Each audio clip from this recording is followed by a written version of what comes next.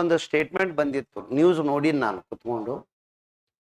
ಬೆಂಗಳೂರಿನಲ್ಲಿ ಡಿಪ್ಲೊಮಾ ಓದುವ ಒಬ್ಬ ವಿದ್ಯಾರ್ಥಿ ಒಂದು ಯುವತಿಯನ್ನು ತಾನು ಇಷ್ಟಪಟ್ಟಿದ್ದು ಅವಳು ತಿರಸ್ಕರಿಸಿದ್ದಕ್ಕ 4 ಅಂತಸ್ತದ ಎತ್ತರದ ಬಿಲ್ಡಿಂಗ್ ದಿಂದ ಓಡ್ಕೋತ ಬಂದು ಕೆಳಗೆ ಜಿಗದಾನ. ಯುವತಿ ಅನ್ನದ ಶಾರುಖ್ ಖಾನ್ ಫೀಲಿಂಗ್ ದಾಗೆ ಹೌದ್ರೆ? ರೀ. ಹಾಗಾದ್ರೆ 4 ಅಂತಸ್ತದ ಬಿಲ್ಡಿಂಗ್ ದಿಂದ ಕೆಳಗೆ ಯುವತಿಯನ್ನ ಏನದ ಮನವೊಲಿಸುವ ಸಲುವಾಗಿ ಜಿಗದಾನ. ಹಾಗಾದ್ರೆ ನಾ ಅವನಿಗೆ ಕೇಳ್ತೀನಿ, ಕೈಕಾಲು ಸುದ್ದಿದ್ರೆ ಒಲ್ಲಂದಾರ ಅವ್ರು. ಮ್ಯಾಗಿನ ಜಿಗದ ಕೆಳಗೆ ಬಿದ್ದು ಕೈಕಾಲು ಮುರ್ಕೊಂಡಕ್ರ ಹೂ ಅಂತಾರನ್ರಿ. ಎಷ್ಟು ಮೂರ್ಖತನ ಇದು. ಆದ್ರ ಅವ ಡಿಪ್ಲೊಮಾ ಸ್ಟೂಡೆಂಟ್, ಭಾರಿ ಇಂಟೆಲಿಜೆಂಟ್, ಜಿಗಿಬೇಕಂದ್ರ ಆಲೋಚನೆ ಮಾಡಿ ಜಿಗದಾನ. ಸರ, ಮೇಲಿನಿಂದ ಕೆಳಕ್ಕೆ ಬರುತ್ತಿರುವ ಪ್ರತಿ ವಸ್ತು 9.8 ಮೀಟರ್ ಪರ್ ಸೆಕೆಂಡ್ ಸ್ಕ್ವಯರ್. ಪ್ರತಿ ಸೆಕೆಂಡಿಗೆ ಇದು ಡಬಲ್ ಆತಿರ್ತವ. ನೆಕ್ಸ್ಟ್ ಸೆಕೆಂಡ್ಕ ಇದು 9 2 18 19.6 ಆತದ. ನೆಕ್ಸ್ಟ್ ಸೆಕೆಂಡ್ ಕೆಳಗೆ ಬರಕ್ರ ಮತ್ತಿದು ಡಬಲ್ ಆತಿರ್ತದ. ಕರೆಕ್ಟ್ ರೀ? ಹಾಗಾದ್ರೆ ಅವ ಈ ಬಿಲ್ಡಿಂಗ್ ದಿಂದ ಓಡ್ಕೋತ 4 ಅಂತಸ್ತು ಬಿಲ್ಡಿಂಗ್ ದಿಂದ ಜಿಗದಾನಲ್ಲ, ಇಲ್ಲೊಂದು ದೊಡ್ಡ ಗಿಡ ಅದ. ಈ ಗಿಡದ ಜಿಗದಾನವ.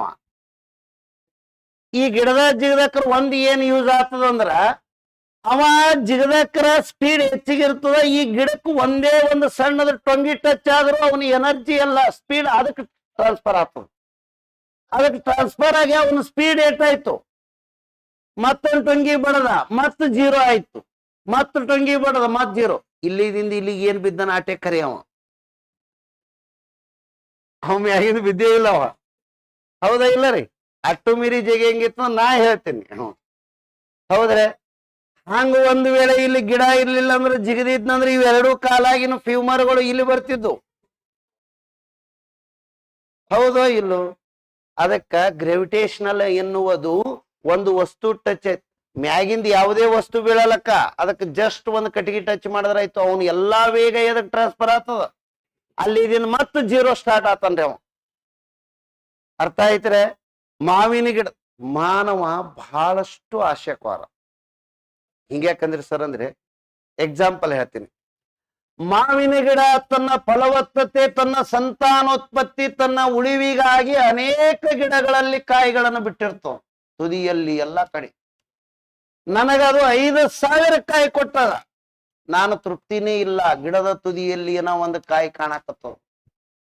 ಆ ಒಂದು ಕಾಯಿ ಅತ್ಯಂತ ತುದಿಯೊಳಗೆ ಏನದ ಅಂದ್ರೆ ತನ್ನ ಮುಂದಿನ ಫಲವತ್ತತೆ, ಸಂತಾನೋತ್ಪತ್ತಿಗಾಗಿ ಹಣ್ಣಾಗಿ ಕೆಳಗೆ ಬಿದ್ದು ಅಲ್ಲೊಂದು ಸಸಿಯಾಗಿ ಮತ್ತೊಂದು ತನ್ನ ಜೀವ ಹುಟ್ಟಿಸಲಕ್ಕ.